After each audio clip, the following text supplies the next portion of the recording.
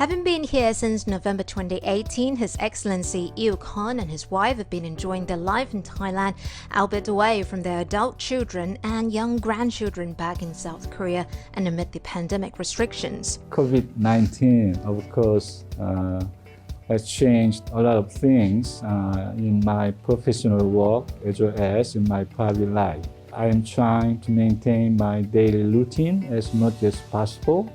So on weekend, for example, I used to play golf, but one of the new hobbies I started since the outbreak is cycling. I often go to the Chatuchak Park. It has a very beautiful bike lane there.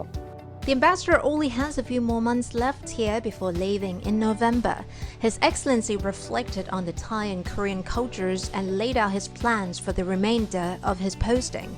I believe there are more similarities than differences between Korea and Thailand.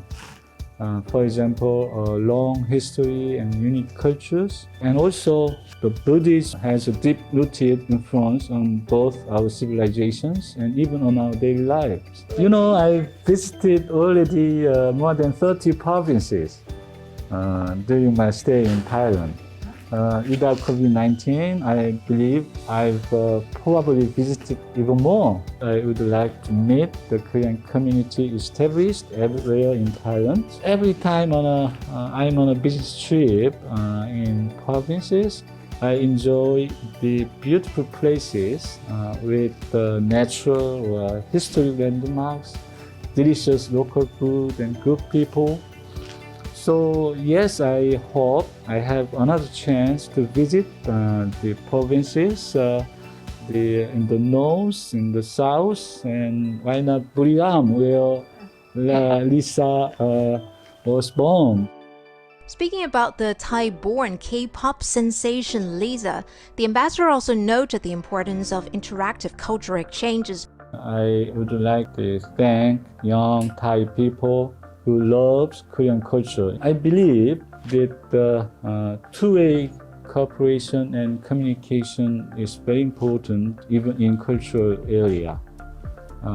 For example, recently Lisa released a solo music video and it's getting a tremendous success around the world. At the Tokyo Olympic Games, the taekwondo player Hanipak has won gold medal with the Korean coach. So this shows that if we work together hand in hand, can produce a wonderful result.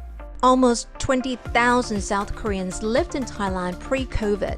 There has since been a 10% drop. Many work in tourism. We're making every effort to help the vulnerable people in cooperation with the Korean community. And also now the vaccination process goes also for foreign nationals. So taking this opportunity, I would like to thank the Thai government for vaccinating all foreign nationals, including Korean. Both countries have maintained a very close relationship, with the South Korean Minister of Foreign Affairs visiting Thailand and meeting with the Thai Foreign Minister in August to discuss economic cooperation, the COVID-19 response, and security cooperation.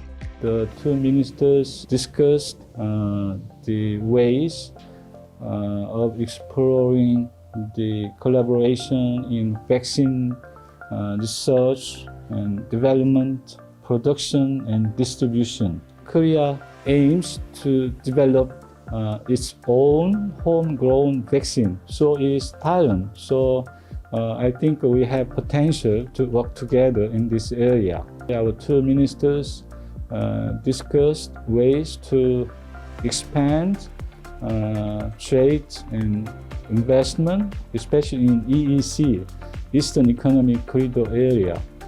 And also our two ministers agreed to establish a foreign and health ministers 2+ dialogue on public health cooperation. If this 2+2 meeting takes place this year as agreed upon, Thailand will be one of the leading countries to hold this type of consultations with Korea.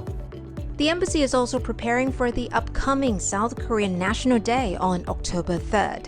Unfortunately, we cannot organize a big event to celebrate National Day in Thailand. It's same for all other countries. But we are trying to celebrate our National Day in a different way by organizing some small gathering with some eminent Korean people as well as some Thai people who made a good role to enhance the friendship between our two countries. Hatay Deshaki Tiranan reporting for Thai PBS World.